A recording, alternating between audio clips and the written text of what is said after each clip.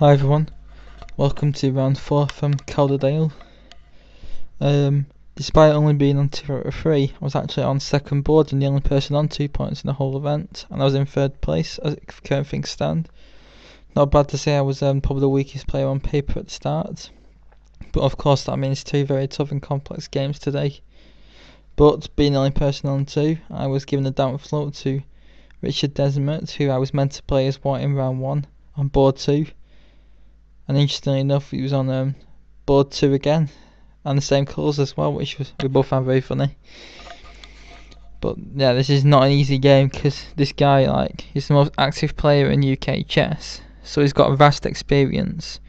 He's also 162 ECF, which is quite strong as it is, and he has won several majors, under 170 majors. So this was not a game I was looking forward to. And we'd played twice before, both in Rapids, and we'd both won when we had black, and I had white in this game, so not good omens.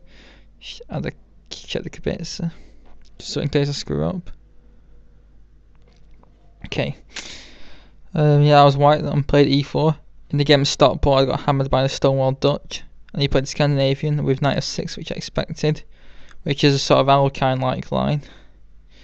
So another sort of alkyne position we're going to get. I played d4, and I just played really solidly. The most aggressive and best move is to play c4 and grab space, but I was worried about Grunfeld style pressure at my centre, so I just went c3 just to spoil any fun. Just developed solidly.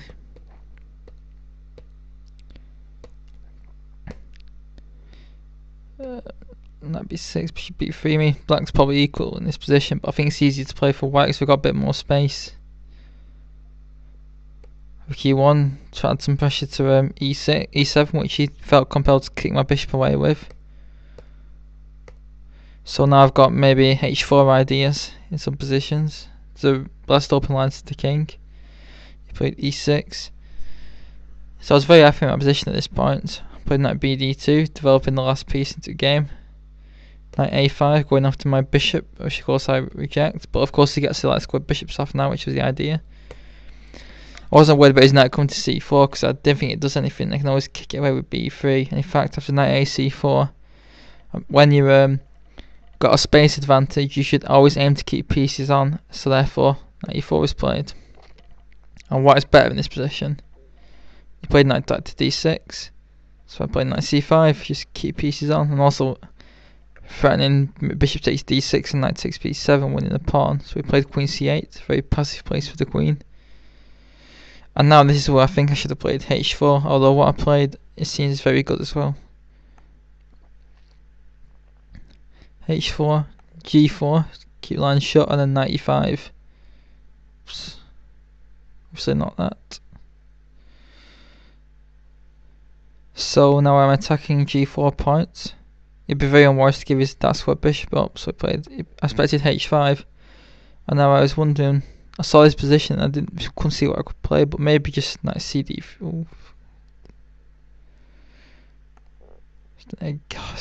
Again. Knight cd3 I think just gives a good advantage, but then he's got knight f5. How about then knight f4? Interesting. So allows bishop to drop. And now, yeah, h5 is going to drop, so that's not good. h4 I think I underestimated it, but I played bishop e5. Although it sort of offers a piece swap, I want to actually get rid of that dark square bishop because it's around the king, so I'm trying to get the black king. But I want to keep the knights on. Knight d7, bishop takes g7, king takes g7, knight d3. Trying to get a grip on the e5 square. Rook e8. Now I went h4. And he actually didn't play g4, which I expected. Let's have a look at that.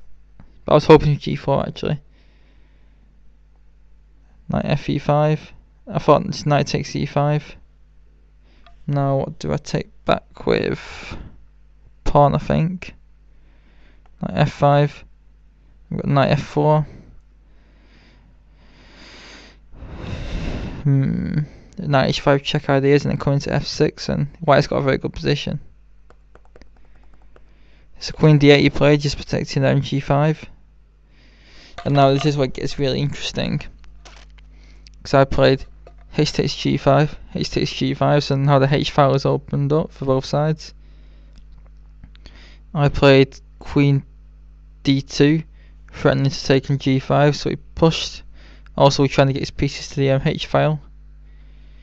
And now I played a really bad move actually. I went knight g5, which is really bad. I should have just played knight fe5. And then it probably takes. And then once again we can recapture with, maybe we capture the rook in this position actually. Yeah, so I missed this idea. And now we're threatening. Now we're probably going to use the g file before black uses the h file. So say if he tries rook h8, then we've got rook c5 check, king f8, queen f4 with a very strong attack with rook e1 and rook takes e6 ideas. And if he tries to stop us with f5, then now e6 is very weak. We've got knight f4, rook e1, queen e2, just winning, probably going to win e6.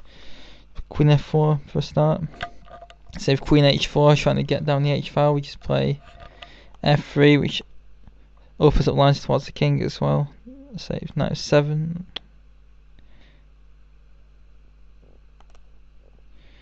Just rook back to e1.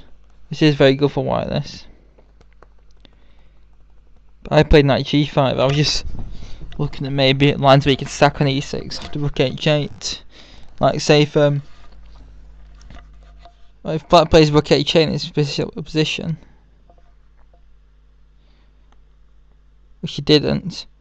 I was looking at, can you play rook takes e6? You can play rook takes e6, but I think you've got rook h5.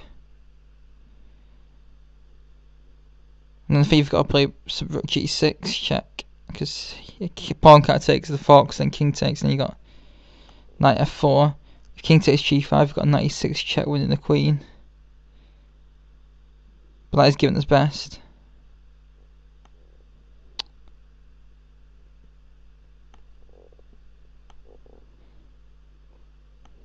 It's interesting. So, because in this position, black's actually got a rook and two pieces against a queen and pawn. So this is going to be a lot better for black. So rook h8 actually is playable because rook takes c6 isn't a threat. But he played queen f6 and offered a draw. So 2.5 I thought it would be a pretty good, but I thought I've got white, and why not try and win? But the interesting thing is the move I played to reject the draw was very bad. But his last move actually is pretty bad as well. I could have played knight e5. This knight e5 is actually very good. Trying to get f7, it'd be unwise to take because, of course, win a piece. So the knight can't even be taken. And I didn't even consider this move. And we've got queen d3 takes some mate ideas. So, and we're also threatening the g4 pawn. In fact, g4 is dropping. So you say he plays rook h8. Well, knight d7 is hanging. Oh, this is awful for black. But I played knight f4.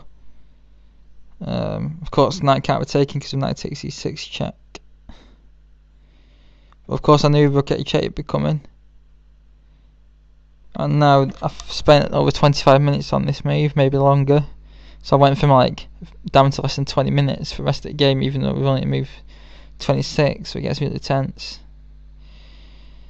And of course, I was looking at stacks on e6 most of the time. I also looked at what turns out to be the best move, which is f3, just trying to create a flight square for the king before I get hacked on the h file. And if g3, I can always go back with a knight to h3. If g takes f3, knight takes f3. But I thought this would be better for black, this. So I just went knight f takes e6 check. It's not bad actually, it's quite sound. Knight g takes e6 check. As well, I looked at, but that's not as strong, because after f takes e6, knight takes e6, king g8. There isn't really a good follow up. If rook takes e6, then Queen h4 is winning for black. Oops.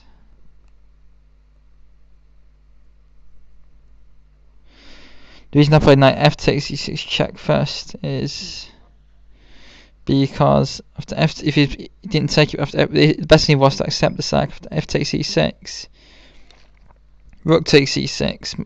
The queen can't come down to h4. That was the difference. I'm also controlling f7 as well.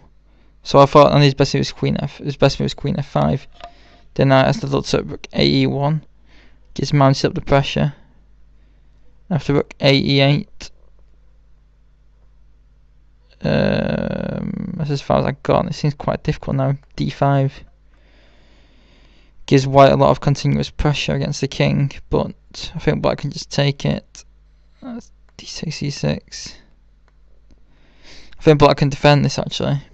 In fact, takes e6 is stronger.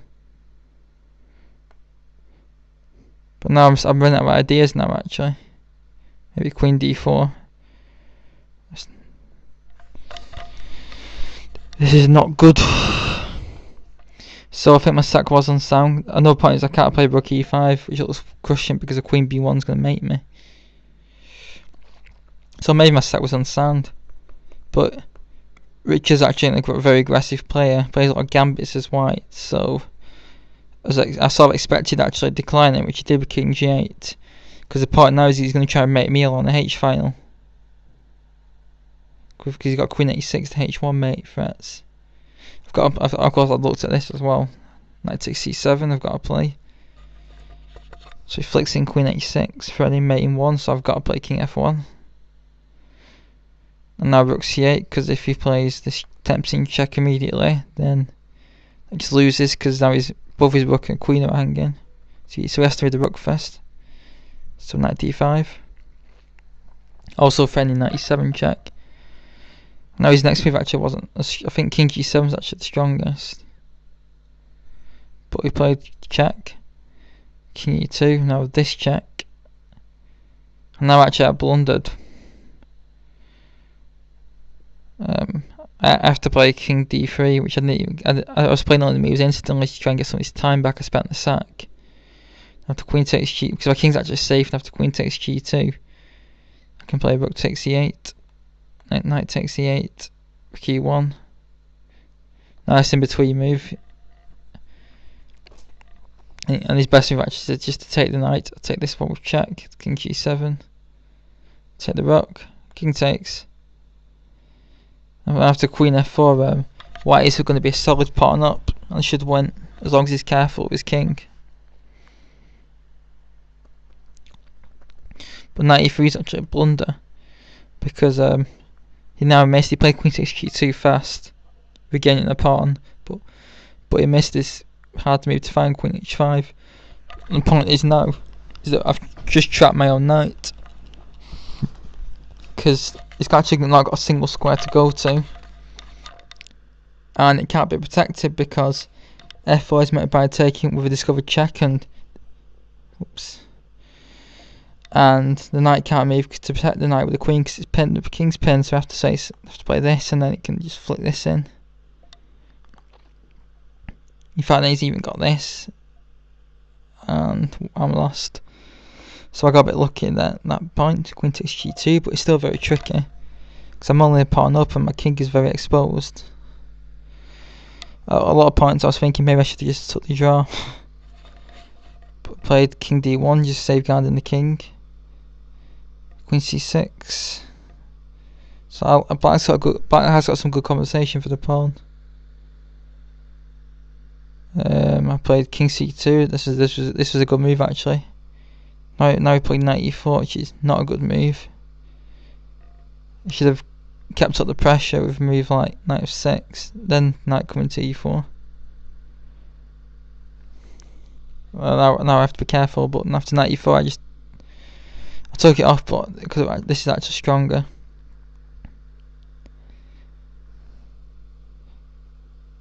Even actually, if knight takes d2, knight takes d2, we have this, and then win the queen back. So the queen can't be taken, and now white's knights are very menacing. But I just played knight takes c4, queen takes c4 check, queen d3, so I can try and win a pawn up endgame. Now I played rook h2, and now I'd seen this tactic with knight takes g4, but I didn't quite think it worked, but it does work. Because the point being, if it takes my knight, so what I'd missed was you can't play queen takes g4, because I thought I could play queen takes g4 and meet rook g1 by rook g2, but I just take his rook then. And so it's best for me to take the queen off, and then 2 pawns up. I just took the queen, but I got a very lucky break now, because he actually played rook takes f2 check, which is a catastrophic blunder. And I played king d3, protecting my queen, so he took it and then resigned, because I'm just a rook up and an endgame. But that game, which was heading for a boring draw, certainly had its fireworks at the end, and one of my most enjoyable games actually, and beat a strong player as well, which now puts me on 3 out of 4, and I'll be playing for first in last round, which was unthinkable at 7 PM on Friday. But I hope you enjoyed it, and please leave in the comments some thoughts. Thanks very much.